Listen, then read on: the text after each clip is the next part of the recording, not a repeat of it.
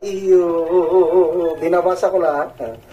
Manong Gobernador Chavit Singson, sa mga pasabog mo, kapalpakan ni Bongbong Marcos, sobrang-sobra na kurakot sa ating bansa. Mga buhayang kongratista naglipana sa kamara, di makaya nang ipagkakalo.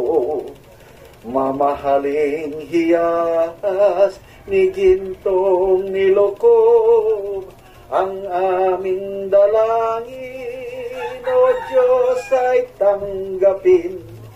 Kurakot sa flood control project, sana'y patigilin. Ito lamang, Ama, wala nang iba pang aming hinihiling.